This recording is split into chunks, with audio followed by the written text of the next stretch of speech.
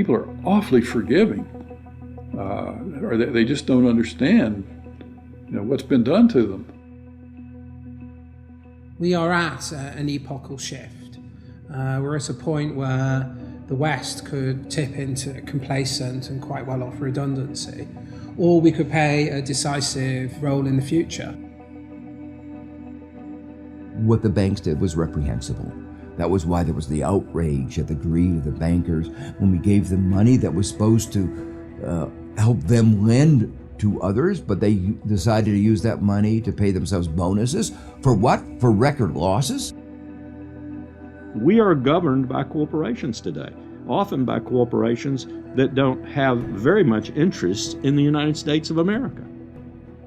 I don't know what happened, man. What happened to the United States? It went so far in the ditch. At what moment did it all go bad? Was it disco? Was it Donna Summer? Is that what killed America?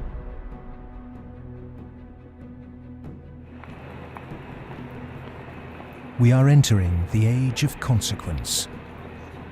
A rapacious financial system, escalating organized violence, abject poverty for billions, and the looming environmental fallout are all converging at a time when governments, religion, and mainstream economists have stalled.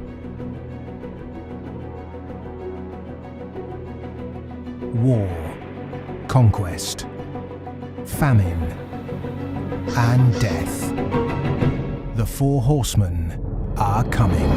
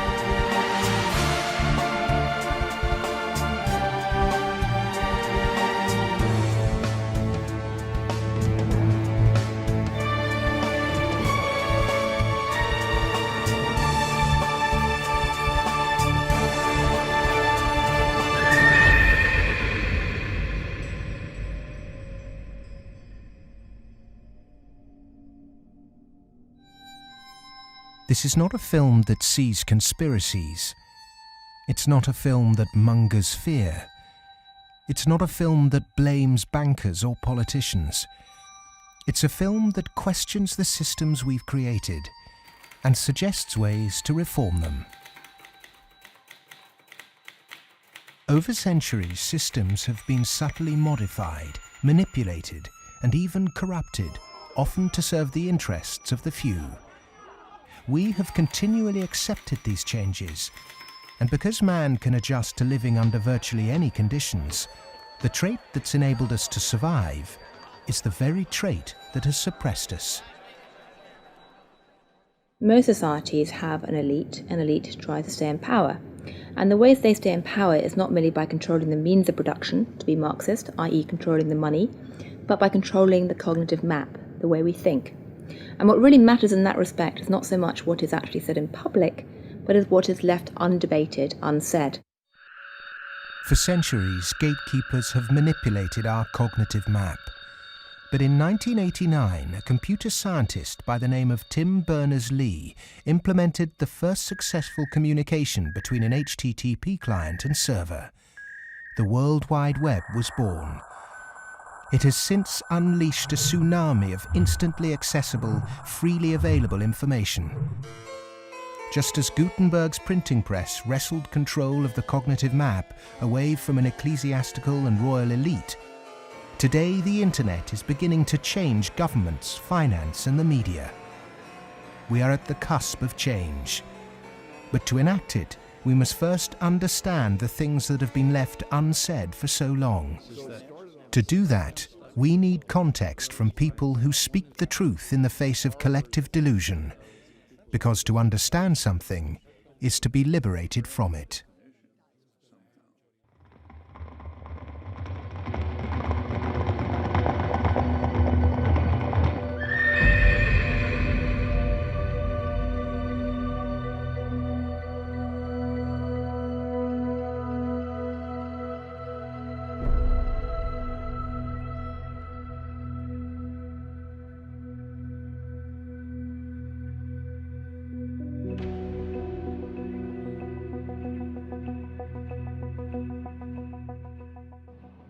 The end of World War II, we had 50% of the world's gross domestic product. We were making 54,000 airplanes a year, 7,000 ships, et cetera, and we were the new Rome.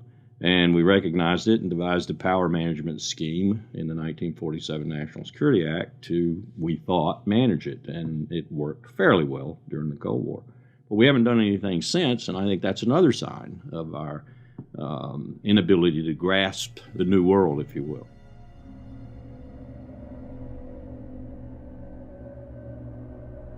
Empires do not begin or end on a certain date, but they do end, and the West has not yet come to terms with its fading supremacy.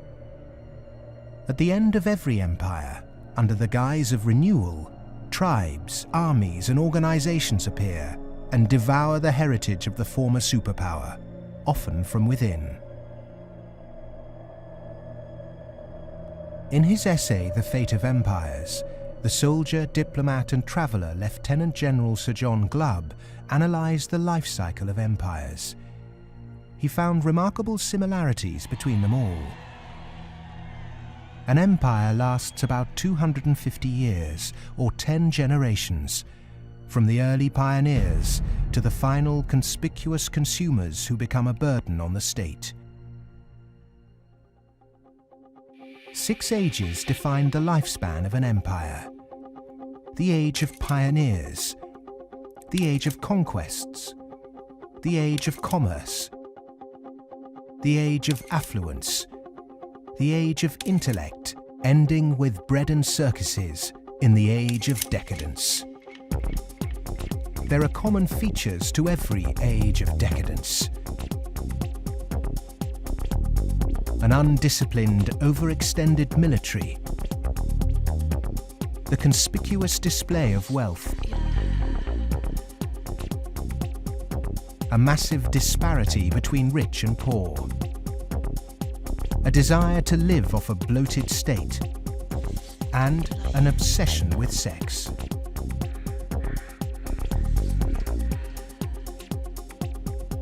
But perhaps the most notorious trait of all is the debasement of the currency. The United States and Great Britain both began on a gold or silver standard, long since abandoned.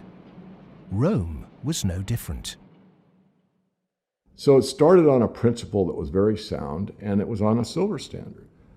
But as it corrupted further and further and further, the Roman denarius got to the point where it was basically a copper coin, and they learned how to plate, and it was washed in silver, and in circulation the plating came off.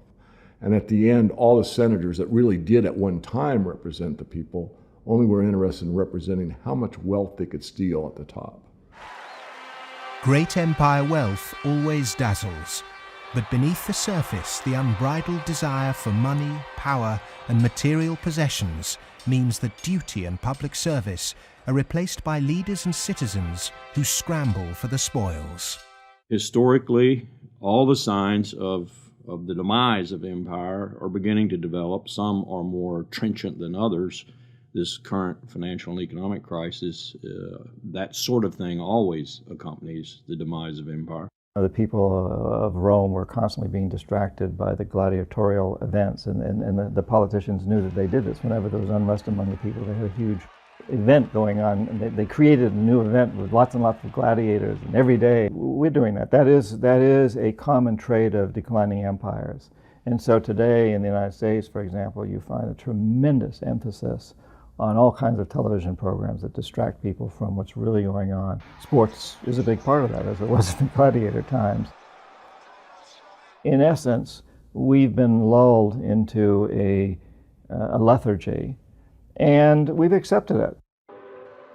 Just as our sports stars today earn vast sums, so did Roman charioteers. In the 2nd century, one by the name of Gaius Apuleius Diocles amassed a fortune of 35 million sesterces in prize money, equivalent to several $1 billion today. Strangely, perhaps, there's another profession that is disproportionately hallowed as an empire declines. The Romans, the Ottomans, and the Spanish all made celebrities of their chefs. And this again is typifying the end of an empire, where things were so great, we have this last oomph of momentum that we used to be great, and we felt great, and we don't feel it anymore. So everyone is out searching for it. Well, maybe it's in the best food, or the best clothes, or the best music, or the best movies, or a reality TV show, or another magazine. But you can never get enough of what you don't need. What you need is a strong moral conviction that is pervasive throughout the society, and integrity reigns. There's a vast apathy. There's a vast amoralism, even a political nature to it. That is to say, there are vast numbers of people who don't give a damn. And so there's this natural, I suppose, entropy. Any living organism, which an empire is, of course, over time dies. Question is, how does it die? Does it die in a violent cascade of events, or does it die over a long period of time? The baby boomer generation were born into this age of decadence. Perhaps unwittingly, they've broken the unspoken intergenerational contract. Through unfettered consumerism, spiraling house prices, and a desire for eternal youth, the baby boomers have squandered future generations' inheritance. My generation, the generation right after my generation, I think we forgot that little phrase in the preamble to our Constitution, which says, "and our posterity."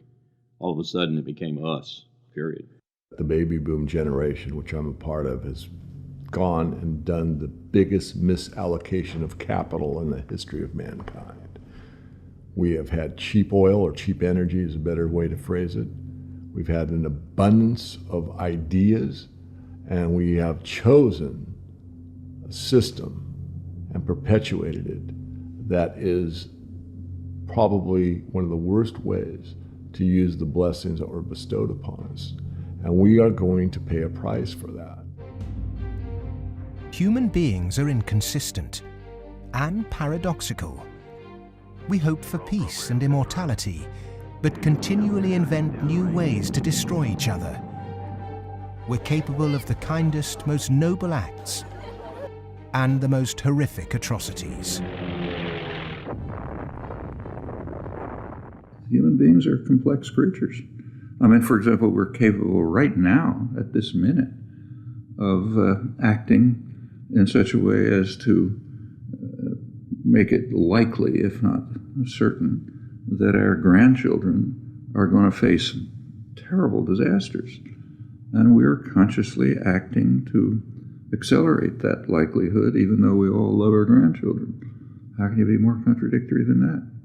In spite of all the economic activities of last 50, 60, 70 years since the Second World War, and all the industrialization, we have not yet managed to solve the problem of poverty, deprivation, hunger, malnutrition. Millions of people every night go to bed without food. And millions of people are throwing away their food. Waste on the one hand, and poverty and deprivation and hunger on the other hand. Malnutrition on the one hand, and obesity on the other hand. What kind of system have we created? Why, with such brilliant knowledge on the planet, are we still struggling to distribute wealth fairly? How has the human race developed a flawed system of government and economics that serves the few at the expense of the many? And with such poverty in an age of plenty, why have we not had the will to change such a vicious social structure?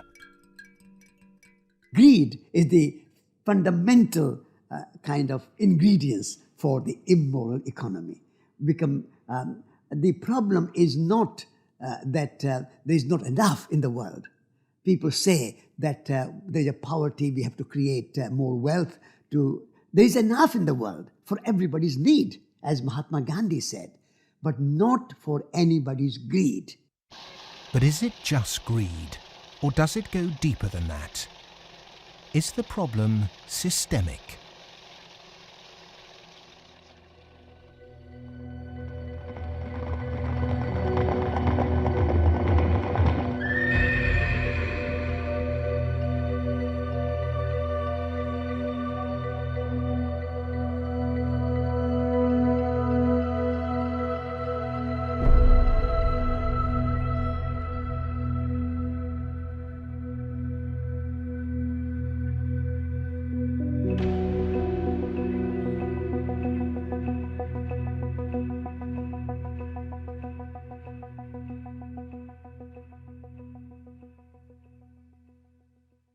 As a civilization, we've obviously had a great run.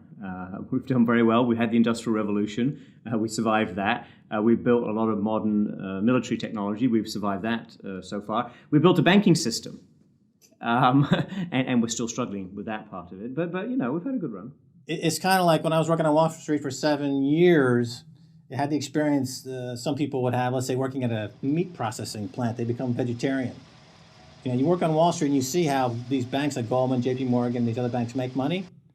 When you see money, it kind of makes you sick. Well, I think if the people knew what the banking system is up to, as Henry Ford said, there would be a revolution tomorrow morning.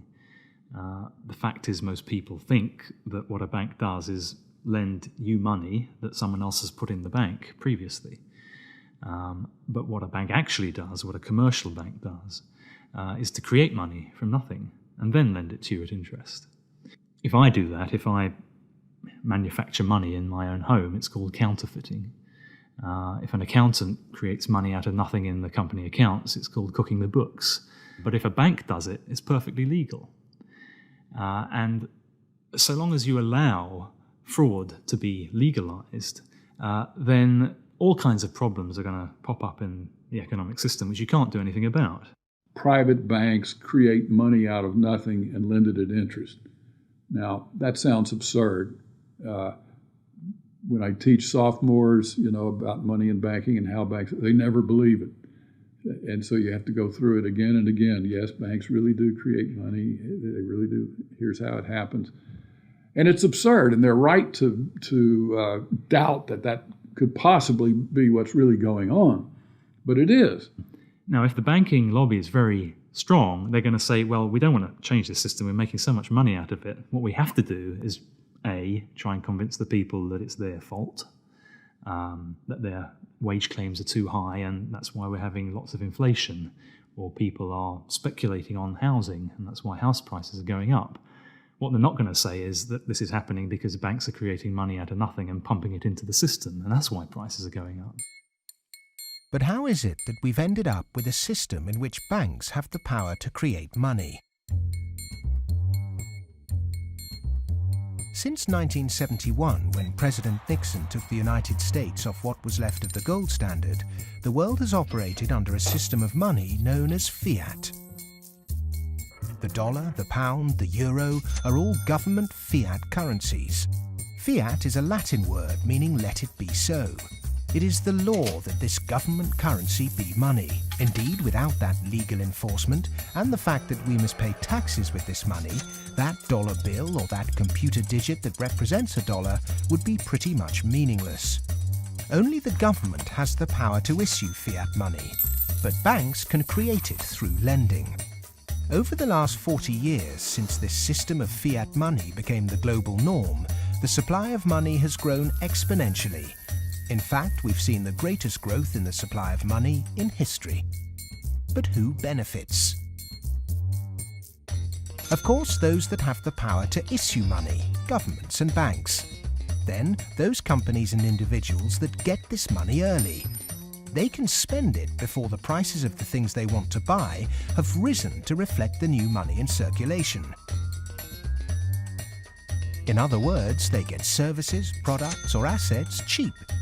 But prices soon rise, So holders of assets such as houses or shares will then see gains without there necessarily being any improvements to the company or house in question.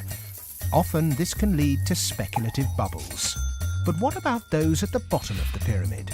Those on fixed wages or incomes, those who live in remote areas, or those with savings? By the time this newly created money has filtered down to them, the prices of the things they want to buy have increased. Their savings buy them less, however, and their wages remain largely unchanged. In some cases, they have to take on debt just to be able to afford the things they were previously able to buy, which means they have to go back to the banks. In reality, this process of creating money only redistributes wealth from the bottom to the top of the pyramid, and thus that ever-increasing gulf between rich and poor gets bigger and bigger and bigger. Well, when you get off the gold standard and you go into a fiat money currency, combined with a fractional reserve banking system, you end up compounding debt faster than you can ever possibly produce to support that debt. So eventually you're going to find yourself back into debt slavery. And that's what's happened in the U.S. For every dollar of GDP, for example, in the U.S., it also creates something like $5.50 worth of debt. Because this is what happens when our economy flips over and basically capsizes. And of course, the government solution now to address all the problems is basically to create more debt. You can never get enough of a currency that doesn't work. You can print it till kingdom comes, but you can't print wealth, and you can't get yourself out of debt by making more debt. If you could print wealth, Zimbabwe would be the largest, most prosperous country on the planet. We all know it doesn't work. Of the money in the world today, 97% of it is debt.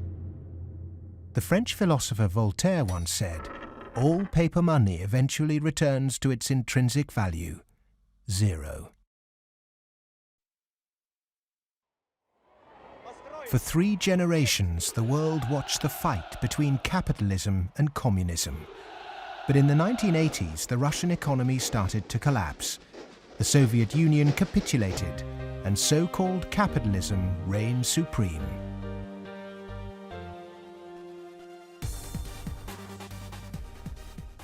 Before 1989, we had a battle between communism and the market.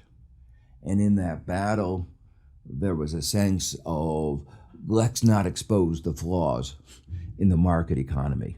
This is too important of a battle that you don't criticize our team while we're fighting their team. And their team, associated with authoritarianism, with a failure to deliver well-being to their society, it was very clear that if you had to choose between these two, which was better? Communism failed first for various reasons. I think it was inefficient, human rights, lack of respect, so forth. So capitalist West has been continuing in a triumphalist mode, thinking, our adversary has failed. That means we're doing everything right. Both systems are trying to do something which is fundamentally impossible, grow forever. And they're both going to fail. One failed first. Capitalism's going to fail later, or it's failing now.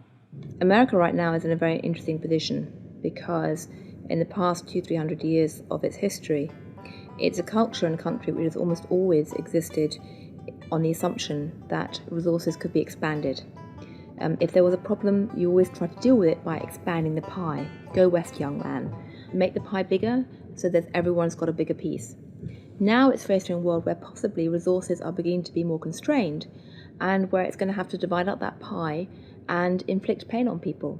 And that's something which it is not well prepared for. How has the country moved so far from the intentions of its founding fathers? How has the American dream become so distorted? Over the last 30 or 40 years, capitalism has taken this extreme form. And a lot of it goes back to the economist Milton Friedman from the Chicago School and Ronald Reagan and Margaret Thatcher and others buying into these policies that really encourage people to take on huge amounts of debt, encourage privatization, smaller government supposedly, although bigger military, so actually the government spending goes up. Deregulation, getting rid of rules that govern the people who run our institutions, especially our corporations. It's as though we suddenly are supposed to believe that the human beings who sit at the top of corporations don't need to be regulated. They're some sort of gods. Milton Friedman, his protégés the Chicago Boys, and the neoclassical ideology beat the classical approach to economics and became the framework for what we today call capitalism. There are two main competing economic approaches which determine how we humans manage the world and distribute wealth. These are the classical and neoclassical schools. The classical school favours less government interference, more personal autonomy, and recognises that humans cannot function without natural resources. The neoclassical school, which has a more dismissive view of natural resources, thinks government should rule the economy, solve social problems, and leave the free market to look after the distribution of wealth. The neoclassical school emerged around 100 years ago due to vested interests' desire to protect their assets. This meant that neoclassical mathematical models and assumptions were divorced from reality. They're based on what ought to be, instead of the classical models which are based on what actually is. It's these neoclassical models, which favour large corporations, that have been used to legitimise the financialisation of the global economy. Championed by Ronald Reagan and Margaret Thatcher, neoclassical economics still dominates policy making today. The Reagan Revolution, as we call it in the United States, obviously the Reagan-Thatcher Revolution, if you think about it more globally, was a big change in power structure and a big transfer of opportunity and wealth. Now, it's not that the poor gave it to the rich. It was a transfer within the well-to-do. So the financial sector, in particular, in the United States, for example, but also in the UK and some other places, became vastly more profitable. And wages in that sector went up a lot. I mean, we focus on bonuses, but it's also base salaries went up a lot, overall compensation. So there's a transfer from the non-financial part of the economy to the financial part of the economy that actually is unprecedented as far as we can see in any of the available data to us. And I'm talking about all of recorded human history. In 1932, in the aftermath of America's great stock market crash, a piece of legislation was passed to protect society. The Glass-Steagall Act was introduced to separate ordinary high street banking from investment banking. 67 years later, in 1999, under the influence of Treasury Secretary Larry Summers and his predecessor Robert Rubin, President Bill Clinton repealed the Glass-Steagall Act. Once again, banks could take ordinary depositors' money and speculate with it on virtually anything they liked. Wall Street has become a very particular type of casino. And it's unfortunately not the kind of casino they have in Las Vegas, which is, perfectly legitimate form of entertainment. It is a casino that has massive negative repercussions on the rest of society. So it's not just losing your money on a few wild nights. It's about the way in which those organizations lose their money, impacting the whole of society, leading to a massive loss of jobs. This unfettered gambling pushed the entire global financial system to near collapse. With balances and debt obligations larger than the GDP of entire countries, the banks had become too big to fail. The West was unprepared, and bankers met their reeling and disorientated governments. You have to bail us out. We need money. If you don't give us the money, the whole thing goes down. And what are you going to do with millions and tens of millions of people who have lost everything in their bank account? You will have a revolution on your hands. So fork over the money. Borrow the money, create it out of nothing, and give it back to us, and so that we can face our problems and not go under, or otherwise. And this is what Mr. Hank Paulson did in the U.S. Congress. He went there one day and he told them, well, look, we need $700 billion, and we need it now, or else. Is this system we call capitalism really capitalism? In a capitalist system, government is supposed to be small. But today the state is more bloated and invasive than it's ever been. Individuals and companies are supposed to operate in a free market. Good enterprise is rewarded with profit, and flawed enterprise with failure. But during the 2008 banking crisis, the people saw the Western economic system divided in a way they were told could never happen. Socialism for the rich, capitalism for the poor. And in America, for example, the banks that got in trouble got bailed out by the government. That's socialism. And people are arguing against socialism in America, and yet it's probably the most socialist country in the world right now. We have a system which isn't even a proper capitalist system. Rich people make mistakes that they don't get punished. Poor people make mistakes that they get punished. Yeah? Or even worse, that they don't make any mistake and they are forced to pay for the mistakes of the rich.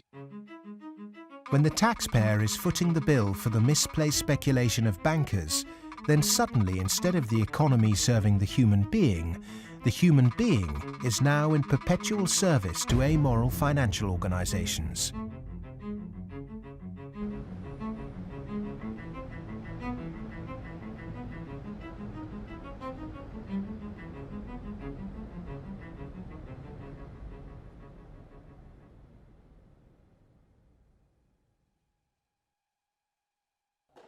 It was the head of the Federal Reserve Bank, Alan Greenspan, who after 9/11 slashed interest rates to encourage lending. Bankers needed new participants to keep cash flowing into a system that had become a global pyramid scheme. All this newly created money entered the housing market and created unprecedented inflation. House prices rose and rose. New mothers were forced back into the workplace to service huge home loans, and the Anglo-American dream became all about land speculation. The housing market in the West isn't about ownership. The housing market in the West, because it's the only way ordinary people can get ahead, and ordinary people can't get ahead but by wages. What we've created is a mass bubble economics around housing. As that sucks in a huge amount of capital, takes capital for genuine innovations in the economy, and puts it into a speculative use that has no genuine productive outcome. It's interesting, if you talk to people in Germany, for example, they don't see a connection between owning a piece of property and being inclined towards being democratic. There's lots of people who rent their housing there, and they're perfectly comfortable with that arrangement. But it is true that in somewhat different contexts, both Mr. Reagan and Mrs. Thatcher pushed for more people to own housing. And actually, this is part of the problem, because if you push people to buy housing before they're ready, and if you push very dubious loans on them, and they don't understand what they get themselves into, you can have huge adverse repercussions, exactly what led to, in part, the subprime housing crisis in the United States. That's not anything to do with democracy, that's just a bad economic idea. The breakthrough that occurred around the year 2000 in the United States was when bankers found out that the poor are honest. And they realized that if you're poor, if you're not rich, you have a different set of values. And you think that a debt is a debt, and it's something that has to be paid.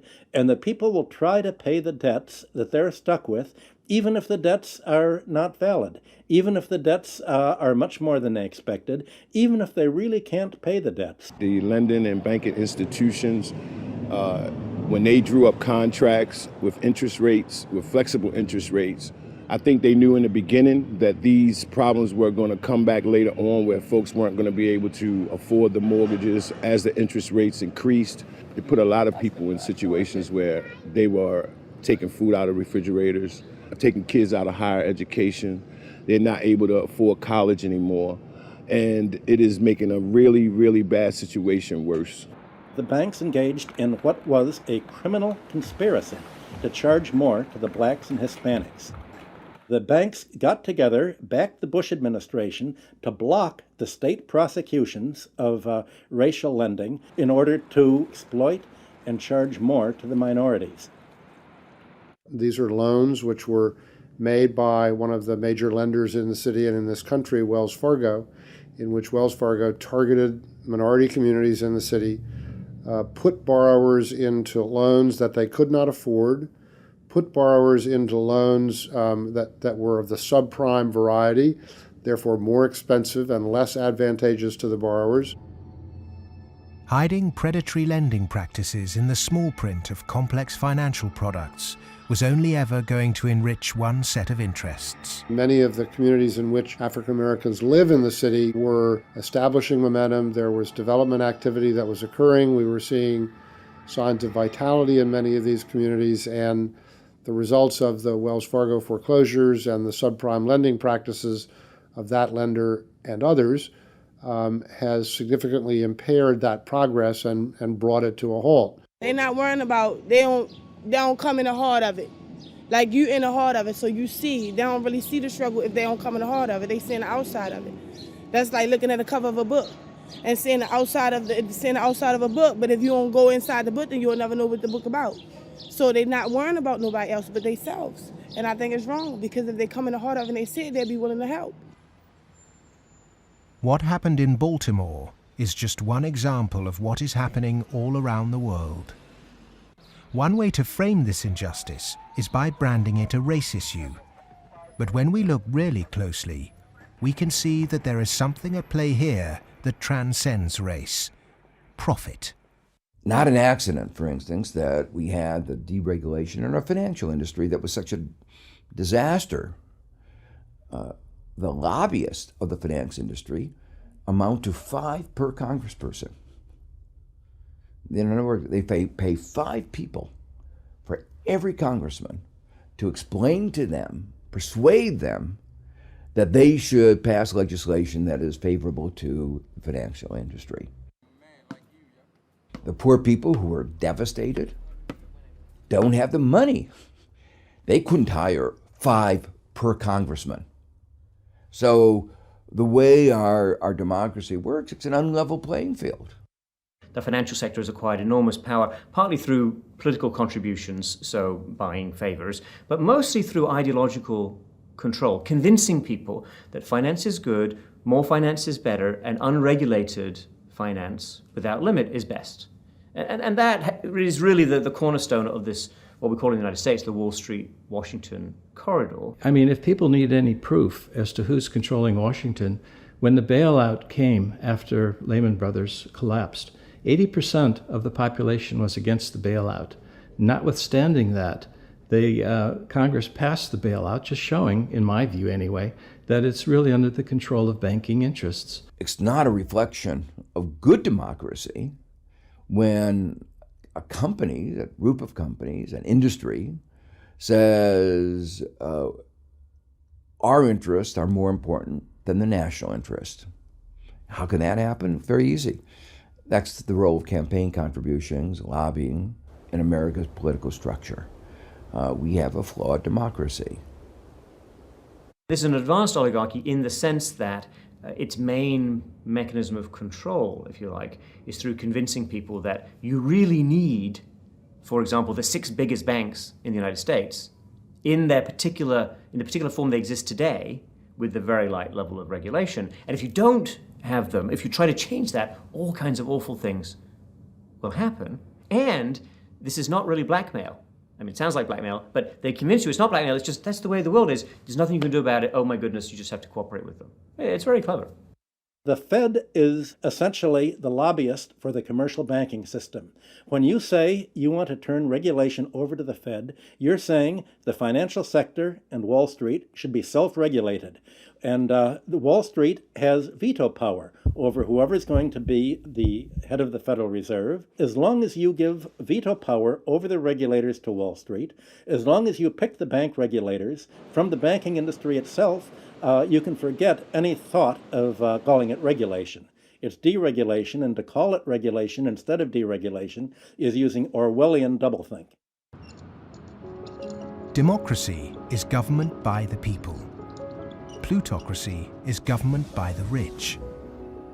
In a typical plutocratic state, economic inequality is high, social mobility low, and because of continuous exploitation of the masses, workers find it nearly impossible to climb out of poverty. The equal voting rights movement in the early 20th century abolished a system where rich people had more votes than poor people. But today, lobbying has put pay to that and reduced the American political system to a mere clearinghouse for the concerns of the rich.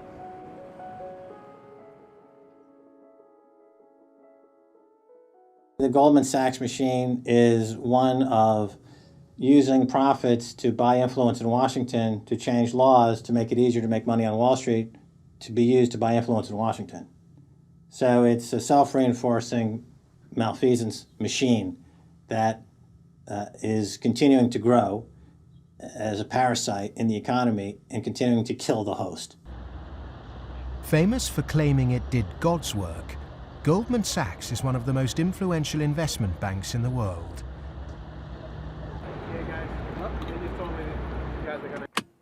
Its alumni often occupy positions of great influence in governments and central banks. In September 2008, barely a month before the stock market crash, Goldman, supposedly a pillar of the free market, changed its banking status from investment to commercial. This meant it was now eligible for state protection. Socialism for the rich, right there. Goldman Sachs are extremely efficient at what they do. Their task is to make money. They make bank robbers like Willie Sutton look like modest amateurs. They're huge bank robbers, but it's legal. The system is set up so that they can do it. In the recent years, they've been selling securities put together from mortgages that they knew were worthless. So they're selling these things to unwitting consumers, making a ton of money on it. Meanwhile, they're betting that they're going to fail because they know that what they're peddling is rotten. So they placed bets with it's called credit default swaps and other things with a huge insurance company, AIG, and that was insuring Goldman Sachs against the failure of the stuff they're peddling. During America's subprime collapse, Goldman traders Michael Swenson and Josh Birnbaum made a $4 billion profit by short-selling junk mortgages. Backed by Dan Sparks, internally Goldman Sachs called their position the Big Short and bet against their own clients.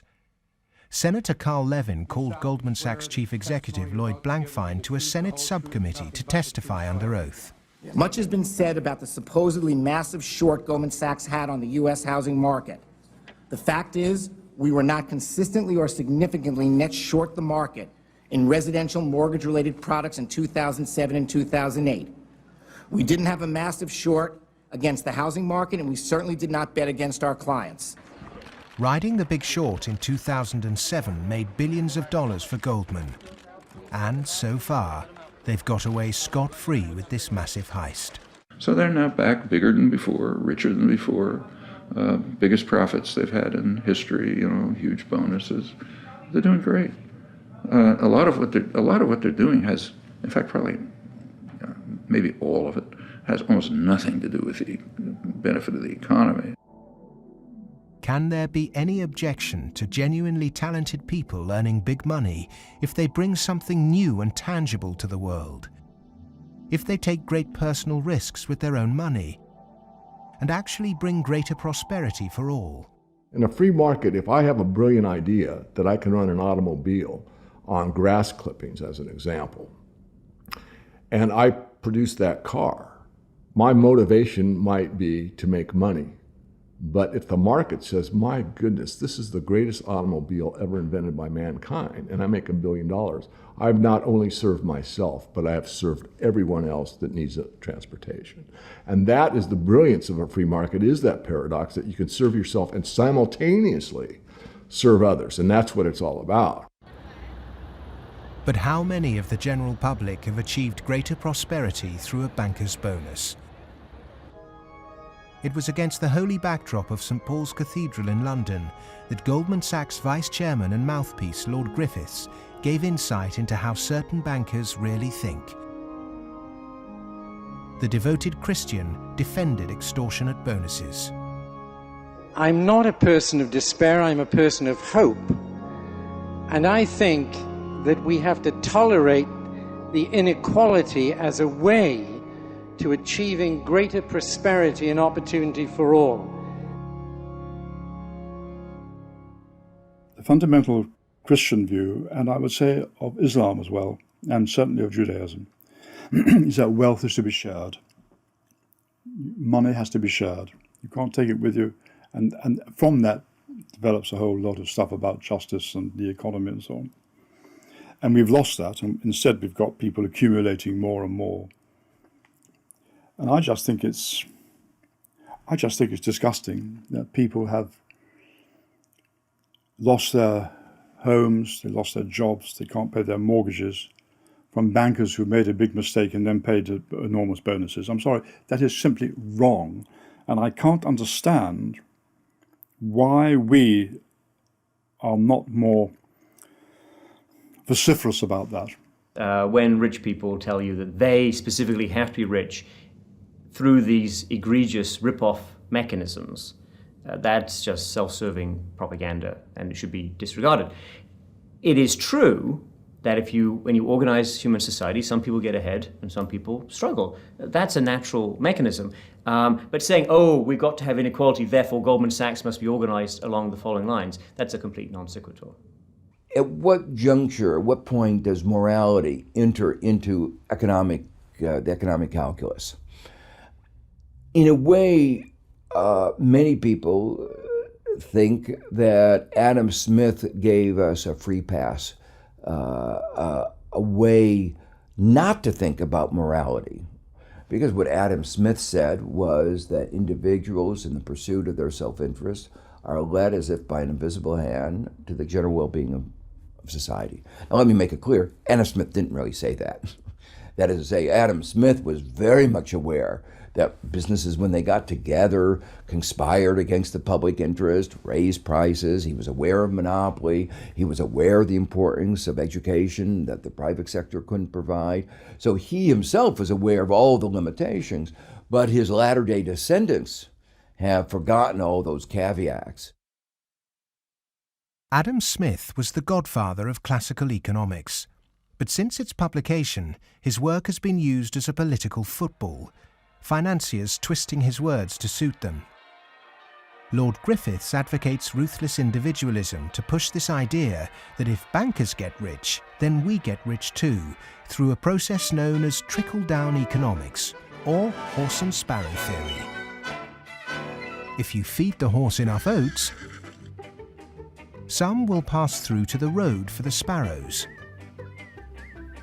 The idea is that extreme wealth concentrated on a small minority will eventually trickle down to everyone else. But it doesn't work. Because by the time the money reaches the people at the bottom of our money pyramid, it's lost its purchasing power.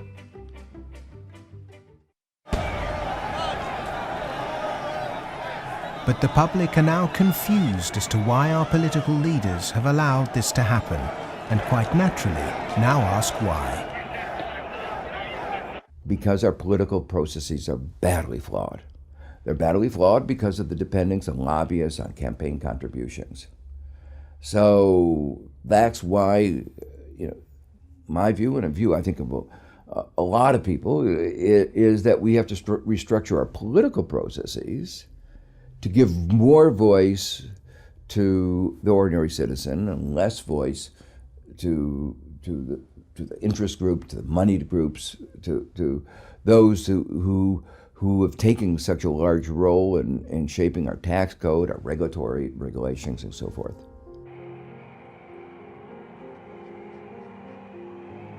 I stood on the front step of Colin Powell's house, and I look at him and say, "What next, boss?" And he said, "What do you mean?" And I said, "What next? Where are you going next?" "I'm going to write my book." I said, "No, I know you're going to write your book, but you're not going to do that for the rest of your life. Where are you going next?" He said, "Maybe a cabinet position, but first, money." I said, "Money?" He said, "Yeah, millions. That's the only way you can be a cabinet officer in the American government." Oh, wow. The Democrats and the Republicans are beholden to corporate interests. And until they become unbeholden to those corporate interests, we will never have a well-governed republic.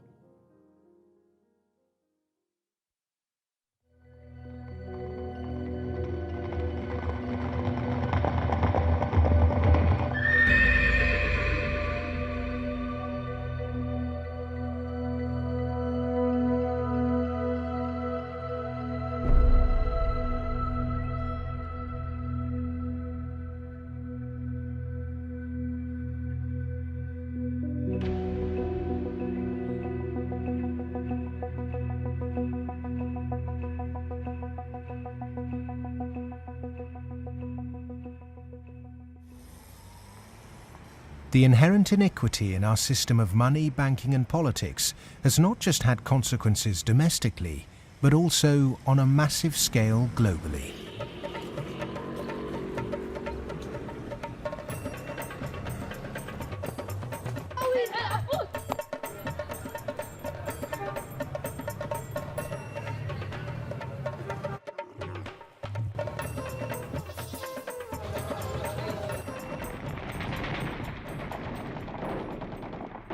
Western leaders have presented their military campaign in Iraq, Afghanistan and Pakistan as a moral obligation. But are there other reasons for it? The first financial beneficiary of America's foreign policy is the military. In particular, those who supply it with arms and equipment. The military has won wars, but how successful has it been in its bigger aim to eradicate terrorism? The drone attacks not only failed, but they've created extra extremism. They've helped in radicalization of youth in the northwest frontier and also in certain parts of Punjab and Pakistan. And because time after time, and sometimes, there's a feeling that America does this deliberately to destabilize Pakistan. I'm not so sure about that, but I certainly think those people who actually support this policy, every time you kill 10, the so-called terrorists, you create 500 more because they see the drone attacks as an attack on a sovereign state of Pakistan. If they really wanted to flush them out, there was no need for a huge military operation in Swat, causing the entire district to become internally displaced persons. The population of Swat is 1.8 million. There are 2.3 million refugees in the country. The whole district has been emptied. This wouldn't have been necessary if they had carried out a surgical commando operation to get the militant leaders. But they allowed them to escape, all of them. After the military, the next financial beneficiary are those who win the contracts to conduct the rebuilding process. In the West, people might even feel optimistic when they hear that the US is pumping tens of billions of newly created dollars into developing nations to build infrastructure. But often this too doesn't seem to achieve the publicized goals. Is there another reason we give these countries aid? We economic hitmen have created the world's first truly global empire, and we've done it primarily without the military. We work many different ways, but perhaps the most common is that we'll take a third world country that has resources our corporations covet, like oil, and then arrange a huge loan to that country from the World Bank or one of its sister organizations. However, the money never actually goes to the country. Instead, it goes to our own corporations to build infrastructure projects in that country, power plants, highways, industrial parks, things that benefit a few wealthy families in that country as well as our corporations, but don't help the majority of the people at all. They're too poor to buy electricity or drive cars on the highways. They don't have the skills to get jobs in industrial parks, but they're left holding a huge debt. Infrastructure, which has used heavy loans from the World Bank and IMF and made from grants from Western countries, they've all gone into benefiting the elite and the feudal classes. They have not benefited the people.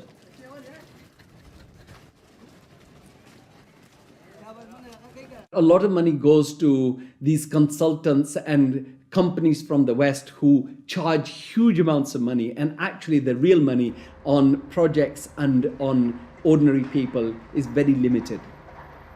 The masses have very little already. So those landlords who have the infrastructure and who are going to make money because of the infrastructure that is built through their roads, they will prosper. But the ones who don't have any resources, they've not had jobs, there isn't an economic activity for them in terms of manufacturing goods so they can sell and they can also prosper. When you don't have that, what do? They resort to joining the Taliban because they see the enemy coming in and taking away what little bit they have. President Obama, I understand, wants to invest $7.5 billion in Pakistan's infrastructure to alleviate poverty and, take away all the divisions and all the anti-American sentiment over here. Whatever his reasons are, we can do without it. In fact, it's the worst possible thing he can do. This kind of help is actually going to be a hindrance. It's just going to make matters worse. It will bring this contrived war and terror into our rural areas. How much of US foreign policy is genuinely altruistic? And how much is it influenced by the banks and corporations that profit so tremendously from it? America's evangelism of democracy is riddled with contradictions, not least of which this idea of promoting democracy at the point of a gun, or opposing regimes which are democratic but not in the way that America wants. So too, this idea that America has been promoting free market capitalism has also been riddled with contradictions, because the reality is that American firms tend to make most money when countries are at the cusp of change, certainly American financial firms. And in a sense, they want markets that are changing structurally, but not too free and too transparent, because they make money when markets are a bit opaque. Is it any wonder developed nations are fighting in underdeveloped countries when so many are making so much money out of it, without ever really having to face up to or even witness the consequences of their actions? So what if 5 million kids died in Africa because of debt last year? I got a bonus of £1 million, and if I have that conversation, I've had it with some bankers who've been in the business a long time, and they listen politely, very polite, very charming, and at the end they say, "Well, Tariq, it's lovely meeting you again," and they go back to the office and do another loan deal for Tanzania or something. I've known a lot of terrorists, quote unquote. I've met them, I've interviewed them for books, I've known them since I was an economic hip, and I've never met one who wanted to be a terrorist. They all want to be with their families back on the farm. They're driven to terrorism because they've lost the farm. It's been inundated with water from a hydroelectric project or with oil from oil derricks. Their farm's been destroyed. They can't make a living for their kids. Or in the case of the Somali pirates, their fishing waters have been destroyed. And that's why they've turned to this. It isn't because they want to be pirates or terrorists. Now, there may be a few crazy people. There are a few crazy people with their nuts loose. There'll always be serial killers. There'll always be crazy people. Maybe Osama bin Laden's one of them. But they do not get a following unless there's a terrible injustice going on. And people are starving and they're deprived. And then they will follow these crazy people because they seem to offer an alternative. If we want to do away with terrorism, if we want to have what we in the United States call homeland security, we've got to recognize that the whole planet is our homeland. What does the word terrorist actually mean? Many terrorists would sooner describe themselves as freedom fighters. Could it be that the charge of terrorism could just as easily be made against Western corporations, speculators, and policymakers? When we talk about terrorism, it means what they do to us, not what we do to them. And what they do to us can be pretty ugly, although it's not even a fraction of what we do to them. I mean, take, say, 9/11. That was a pretty serious act of terrorism, maybe the worst single act of terrorism in history. But it could have been worse. I mean, suppose, for example, that Al-Qaeda had bombed Washington, bombed the White House. It killed the president, installed a harsh military dictatorship, brought in a bunch of economists who drove the economy into its worst disaster in history. Well, that would have been worse than 9/11. And I'm not making it up. It happened. What's called the first 9/11 in South America, namely in Chile. On the 11th of September 1973, the democratically elected Chilean president Salvador Allende was overthrown in a coup. A dictatorship under Augusto Pinochet was established that ruled Chile until 1990. There was the systematic suppression of all political dissidents. Thousands were imprisoned and murdered. Who was involved in that first 9/11? It's not hard to find them. Right in Washington and London and so on. But that's off the agenda. That doesn't count. There's a principle of ideology that we must never look at our own crimes. We should, on the other hand, exult in the crimes of others and in our own nobility in opposing them. The root causes of so-called terrorism will not be solved by increasing economic inequality. If governments really are serious about combating terrorism, then they must start with real structural reform back home.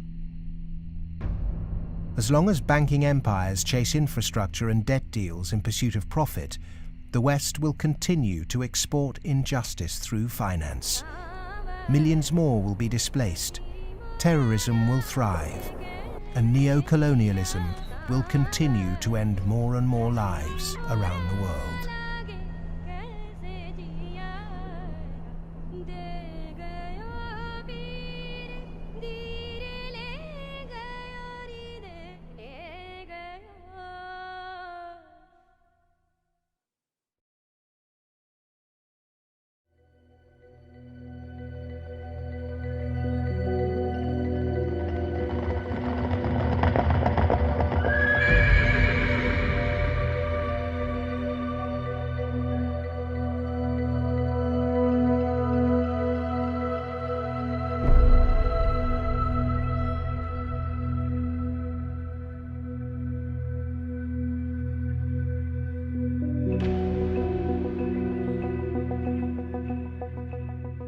What's happened is that we have moved from a relatively empty world to a relatively full world. That is, empty of us and all of our stuff to now full of us and all of our stuff.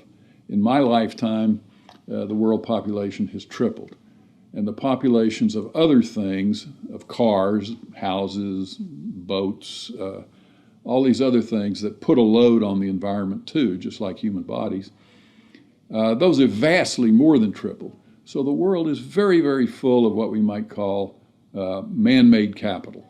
And it's becoming more and more empty of what used to be there, what we might call natural capital. We are the first generation, we in the rich developed world are the first generation to have got to the end of the real benefits of economic growth.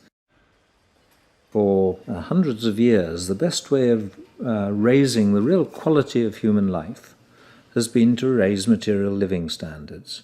And that's what's driven the huge rises in life expectancy and increases in happiness and other measures of well-being. But all those have now come detached from economic growth. And although life expectancy continues to rise in the rich world, it's no longer related to the amount of economic growth a country has at all. And the same is true of measures of happiness and measures of well-being. The paradox is the more we grow, the more poverty we create. Our self-interested economic system seems to be continually missing a trick. So as we keep plundering the Earth's natural capital, is it time to rethink our Western definition of progress?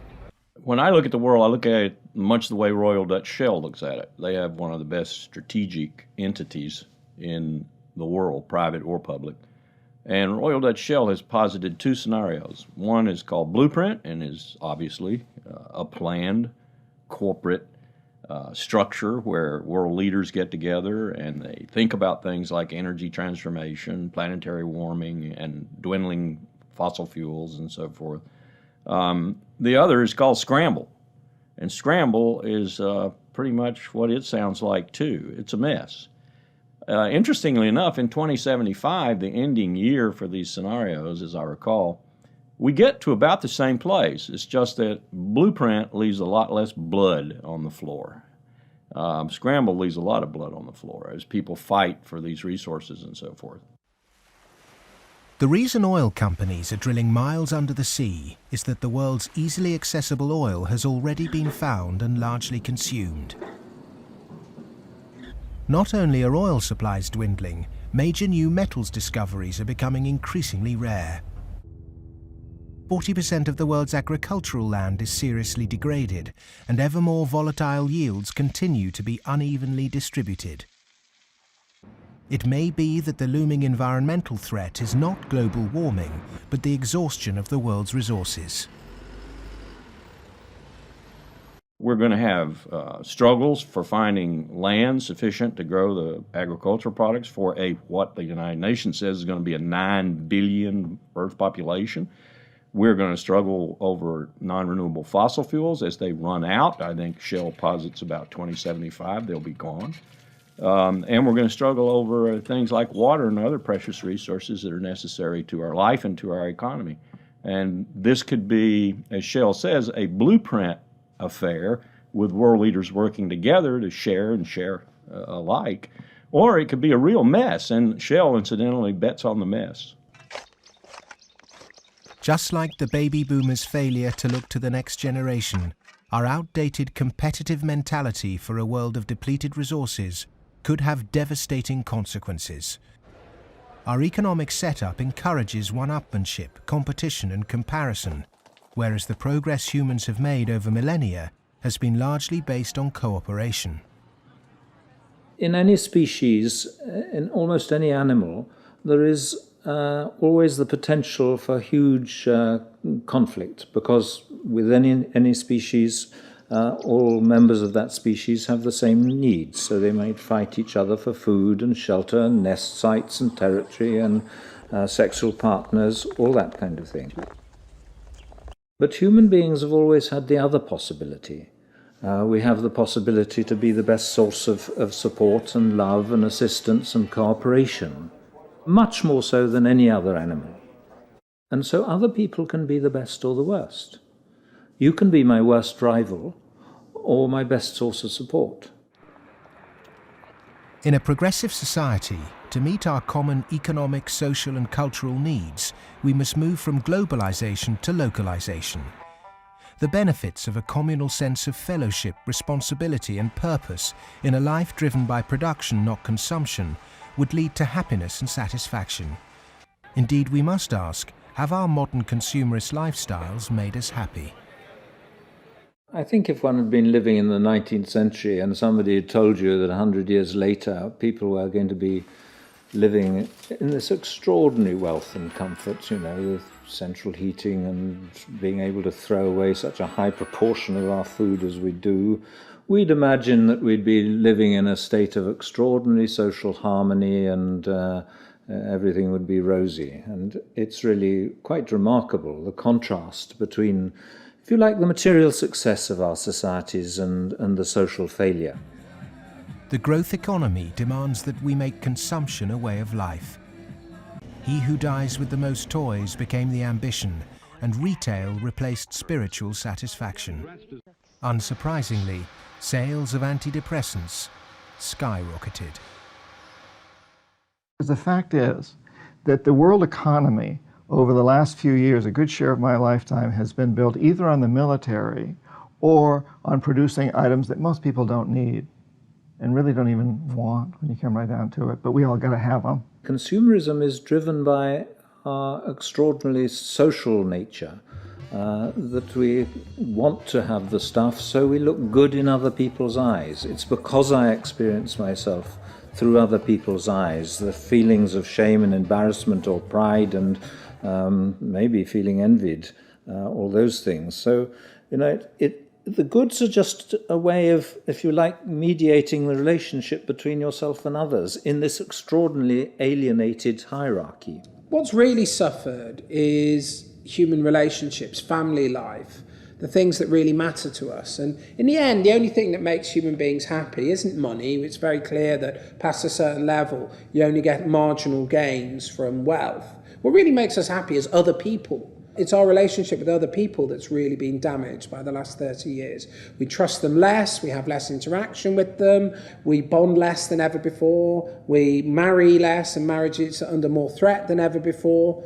And all the associations that represent sort of permanent, unconditioned human affection are being eroded or damaged. And that's the real legacy of the last 30 years. And in some sense, we've got to recover and rehumanize our lives. Otherwise, not only will they be nasty, brutish and short, but they'll be lonely. The West is coming to the realization that its human project is failing.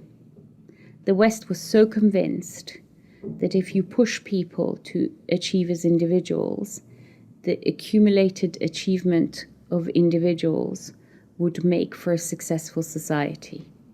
And what the West is now beginning to realize is that the individual achievement without incorporating the vulnerable community is a myth.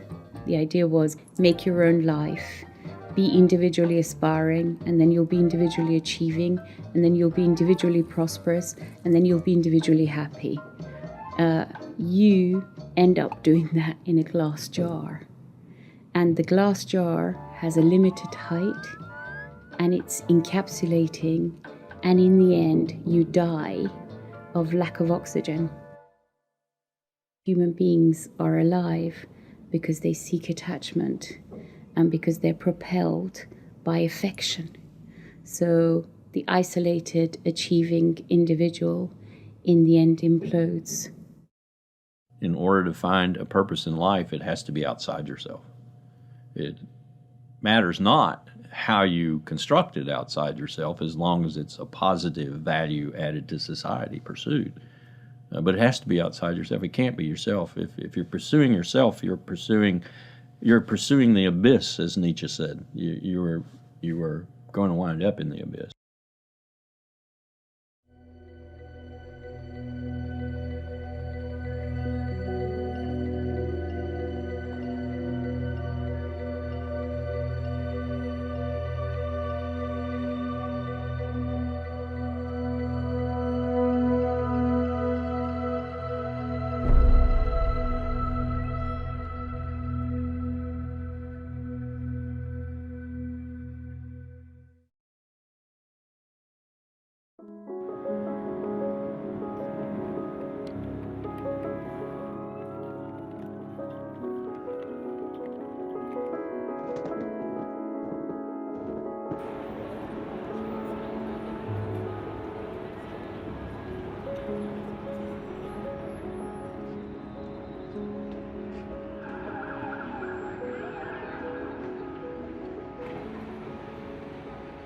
One of the most powerful cultural frameworks that shapes the way we think today in the West is the Hollywood film construction.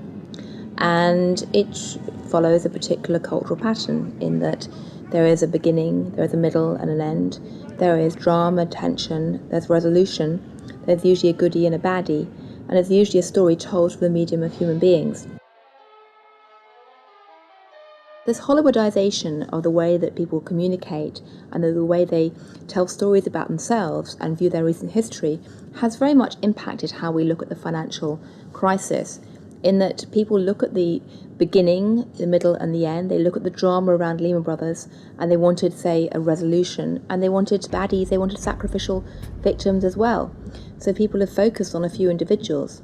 And the idea that somehow it wasn't just one or two individuals who were at the root of the problem, it was a systemic problem, that actually almost everyone who participated was in some way guilty, either of outright negligence or simply failing to ask the right questions or simply failing to ask why money was so cheap for so many years. The idea that it was a systemic flaw is something which is very hard for people to grasp and even harder to depict as a good story. Perhaps there is this feeling of helplessness because we don't understand what the real problem actually is.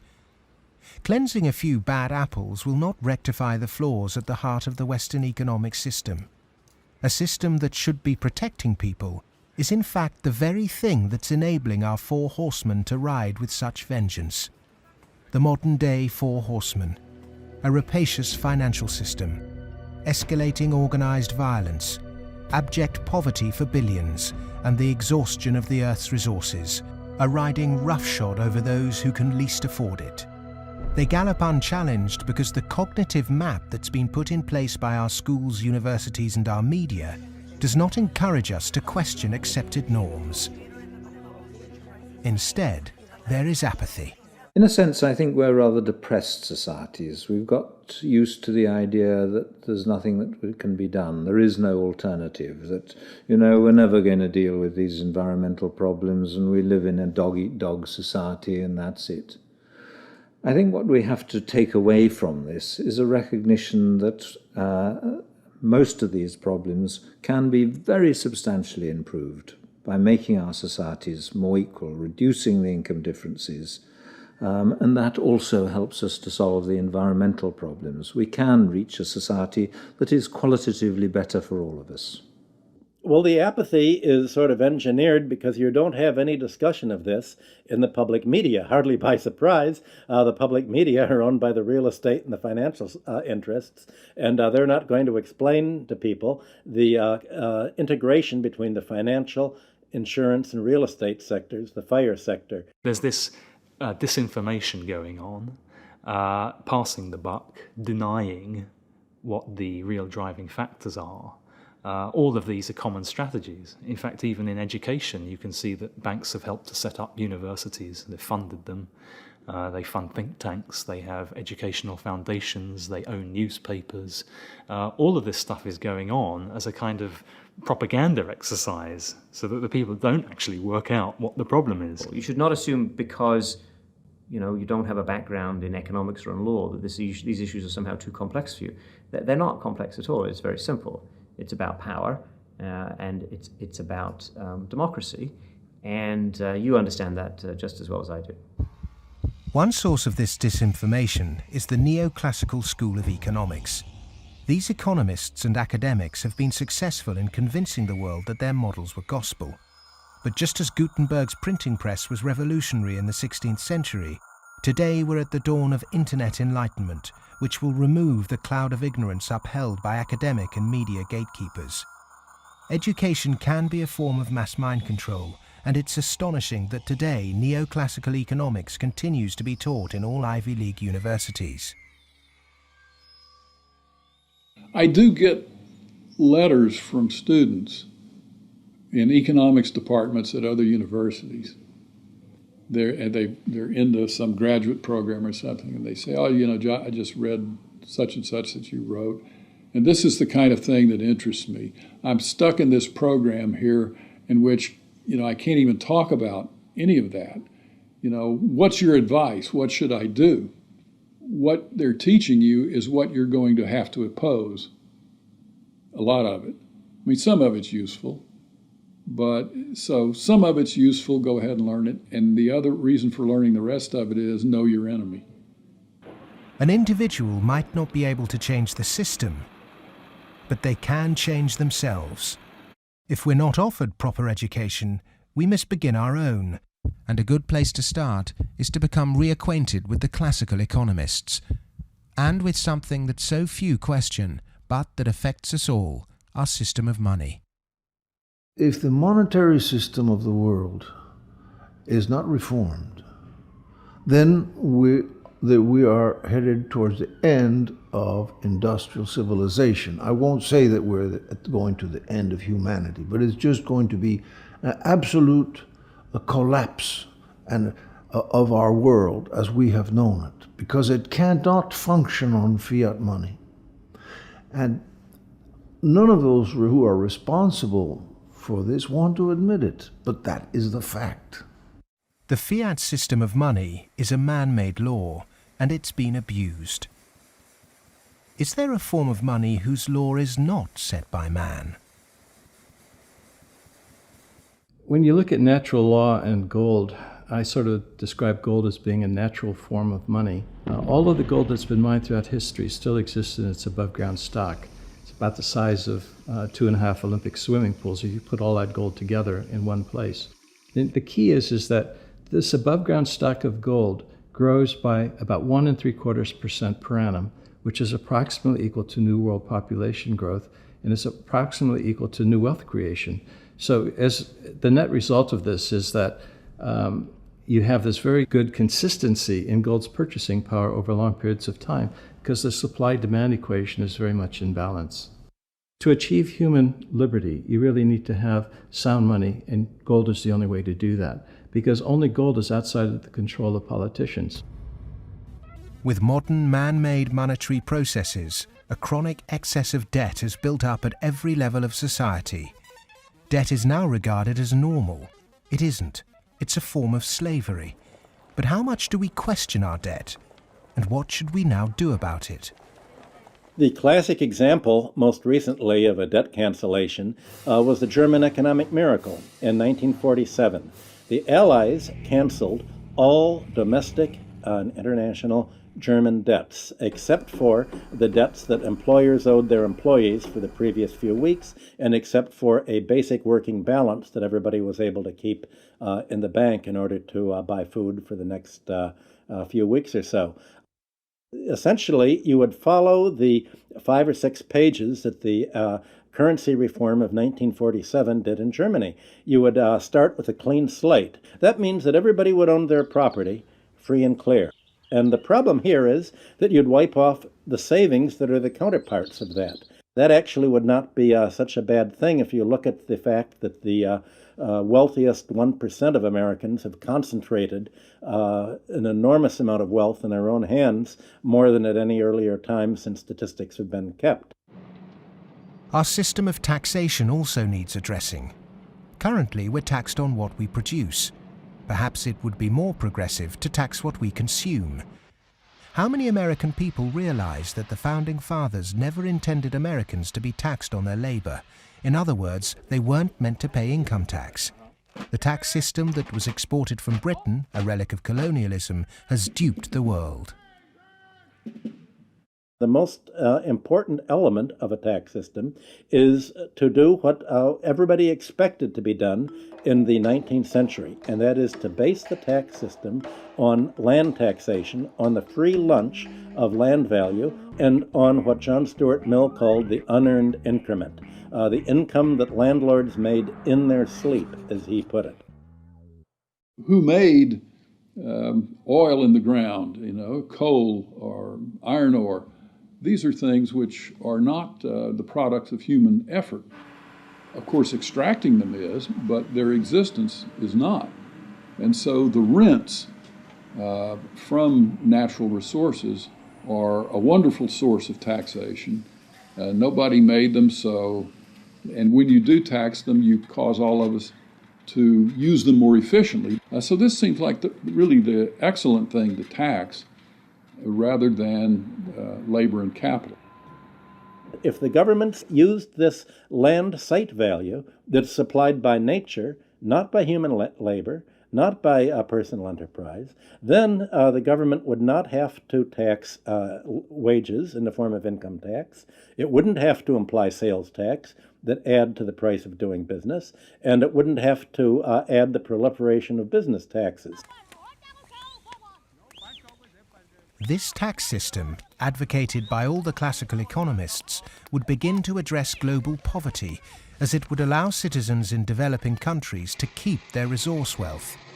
In developed countries, it would begin to address our housing and debt crisis and unleash the kind of entrepreneurship needed to refloat our economies. Perhaps we should also resurrect another timeless principle for workers that was promoted during the Industrial Revolution.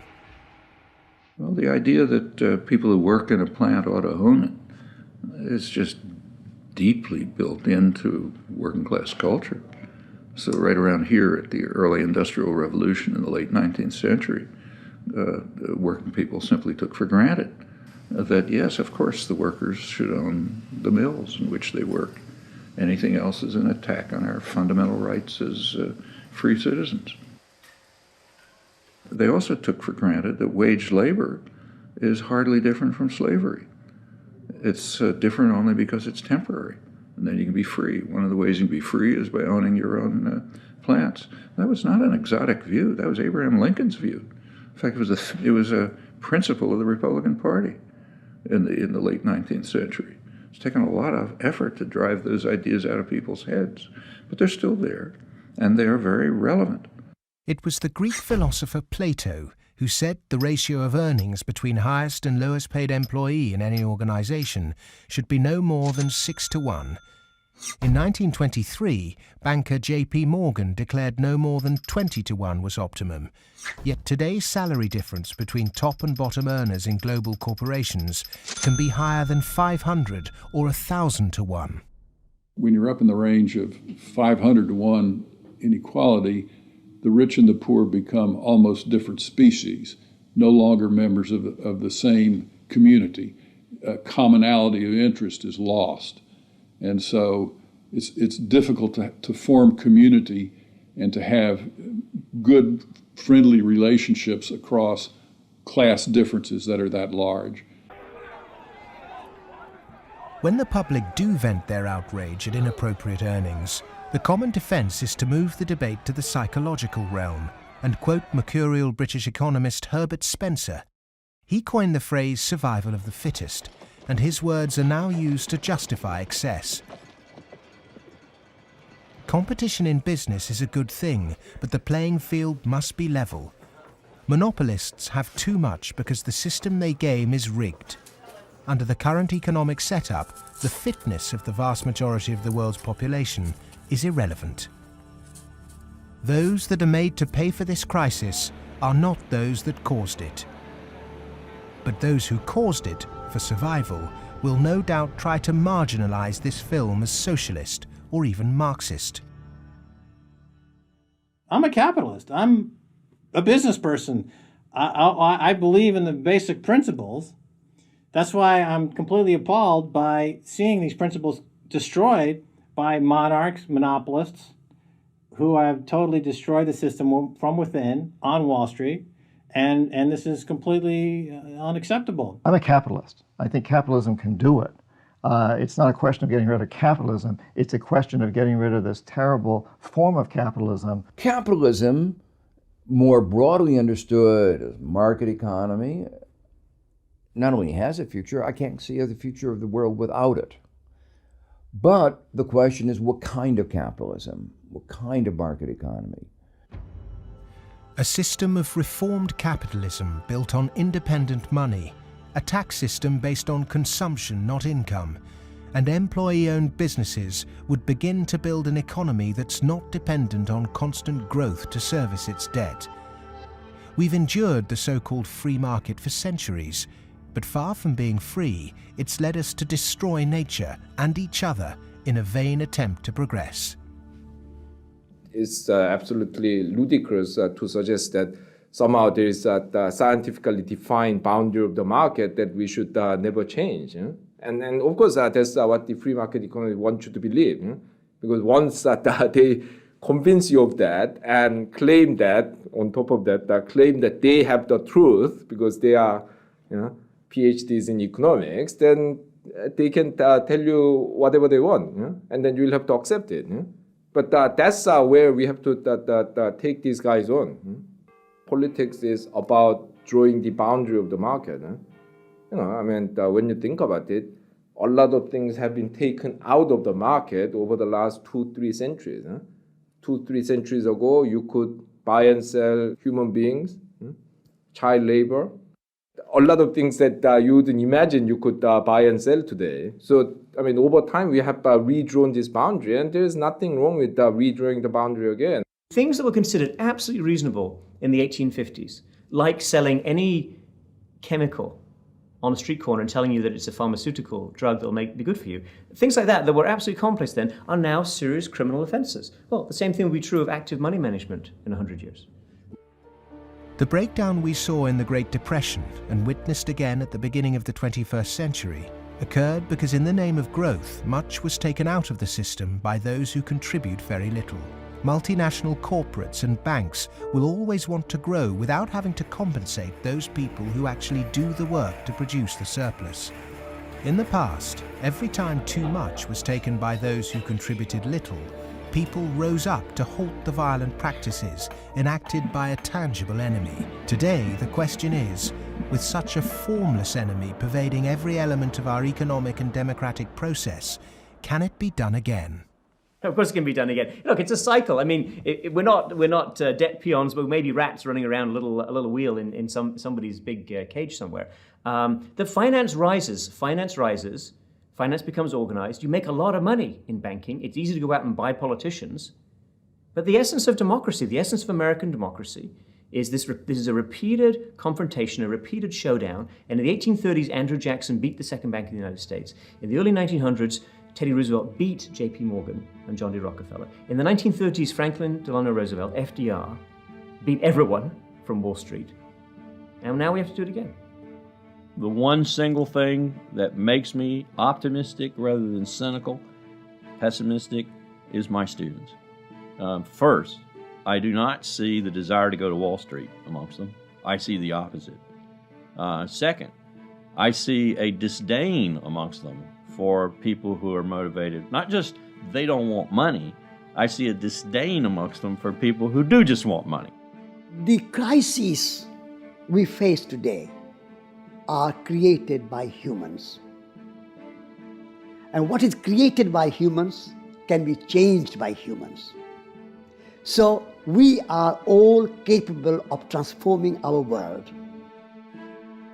Revolutions are philosophical. Getting organized and preventing the culprits camouflaging the real problem means it's possible to embark on a bloodless revolution against the violent organizations and barbaric leaders who've trashed the economy. Central banking, rigged capitalism, land speculation, income tax and neoclassical economics have corporatized democracy, stunted progress, perverted the course of human destiny and compromised the future of this planet. If these issues aren't addressed, then the next implosion will be on a scale unimagined. Whatever the propaganda, at the beginning of the 21st century, central banks' unregulated cheap money pumped up land values, which created an unsustainable asset bubble in a world that once again operates a rigged tax system that enriches entrenched privilege.